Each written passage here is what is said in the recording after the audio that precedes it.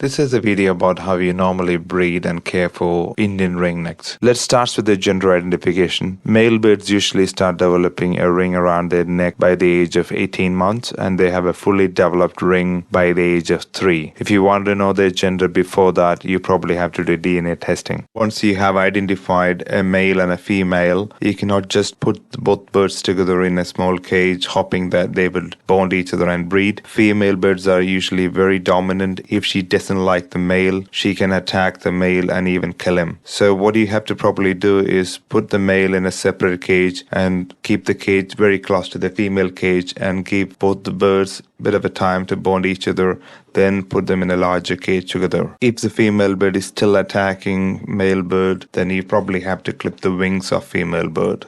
Once the pairs have bonded well, you have to provide them with a breeding box. The size of the breeding box can be 10-inch long, 10-inch wide, and 20-inch deep. You can provide them with an L-shaped breeding box or a square-shaped breeding box. A female bird usually lays 2 to 6 eggs a clutch. Incubation time is usually 22 days to 24 days.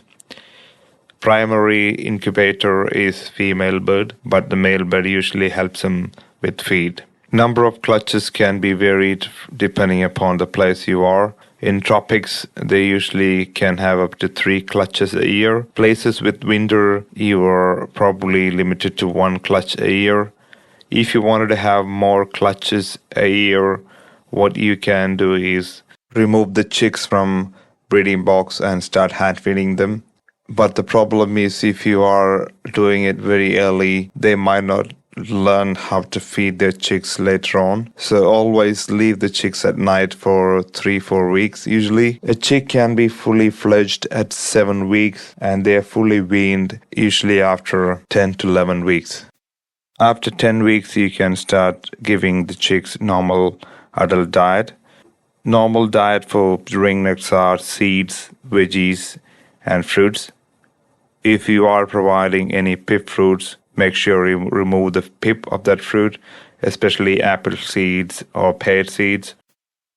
Indian ringnecks are very hungry birds, so you have to make sure you provide them with enough soft food. They can pretty much eat anything that a human can consume, but you have to be very careful what you are feeding them.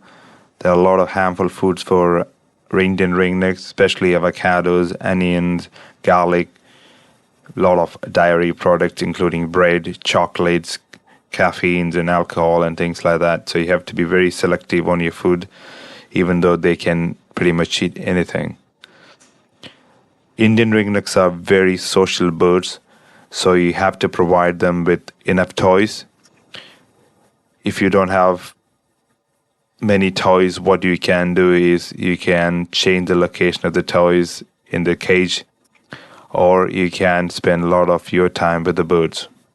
Breeding age for female birds are usually after 2 years, and for males is after 3 years or once they have fully developed their ring around their neck.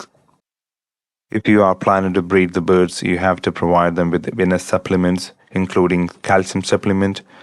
Cuttlebone is a good option. You can provide any other source of calcium. Germinated seeds also can encourage breeding. Even though Indian ringnecks form a lifelong bond, sometimes they can change their partner if you are keeping them with other birds.